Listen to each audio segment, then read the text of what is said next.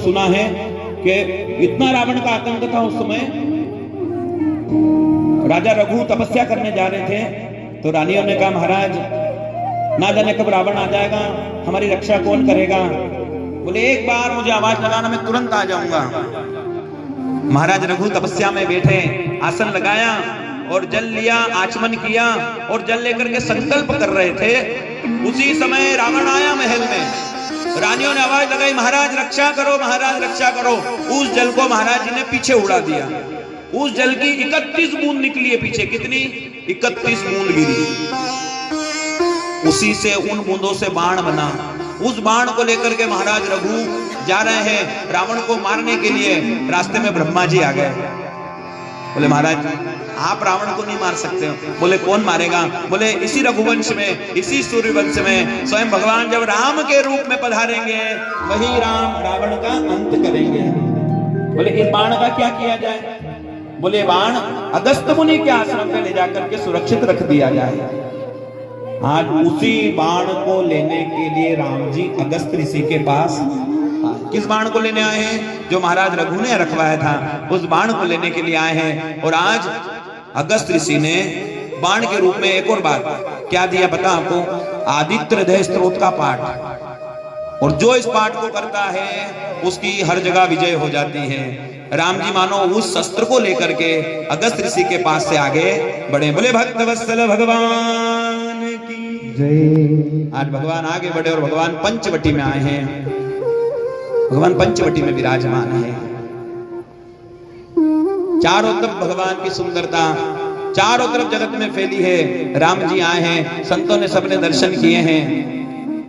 और आज भगवान जब विराजमान हैं उसी समय शूर्पणखा रावण के बहनी। शूर्पणखा सुंदर श्रृंगार करके, सज धज करके, 16 श्रृंगार करके शूर्पणखा आज पंचवटी में आती है। राम जी के सामने आई, क्या कहने लगी? तुम सम पुरुष नमो सम नारी, यह संयोग विधि रचा विचारी। तुम्हारे समान सुंदर, मेरे समान सुंदरी जगत में कोई नहीं है। और ये संयोग मेरे आपके करने से नहीं बना है, ये संयोग ब्रह्मा जी ने बनाया है। राम जी देख रहे हैं। क्या चाहती हो? बोले मैं आपसे विवाह करना चाहती हूँ। बोले वो बैठा है ना वहां पर, मेरा तो सांवला वर्ण है, वो गोड़ वर्ण का बैठा है, उसके पास चले जाओ। शूर्पणखा लखन भैया के पास चली गई। लखन भैया से बोली क्या मुझसे विवाह करोगे? लखन भैया कहने लगे मुझसे विवाह करोगे ना तो दासी बन जाओगी। क्या बन जाओगी? आपको दासी बनना है कि रानी बनना है? बोले मुझे तो रानी बनना है। तो फिर उन राजकुमार के पास चले जाओ। शूर्पणखा उधर गई इधर गई, 2-3 बार शूर्पणखा परेशान हो गई।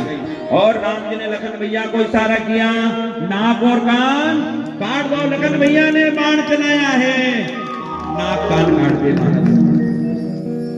शूर्पणखा विकराल रूप बना करके आज दौड़ी भागी सीधी। किसके पास गई?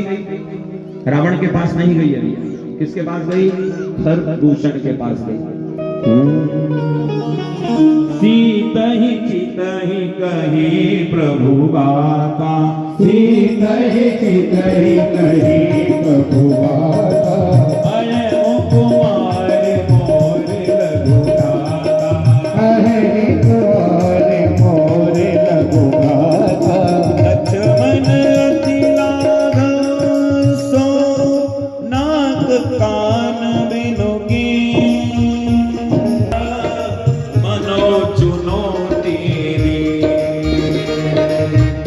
खरदूषण के बाद में लेकर के आई। और महाराज भगवान ने पल भर का समय नहीं लगा, खर और दूषण का भगवान ने मुझे उद्धार कर दिया। रावण के पास गई। रावण से कहने क्या मतलब? शत्रु सर पर नृत्य कर रहा है। बोले कौन शत्रु? किसने की तेरी हालत?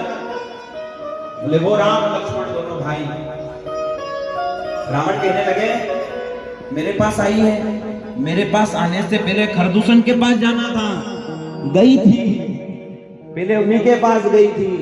क्या हुआ? बोले उन्होंने खरदूषण को मार दिया। और रावण के मन में भाव आया, खरदूषण मोहि सम बलवंता, खरदूषण मोहि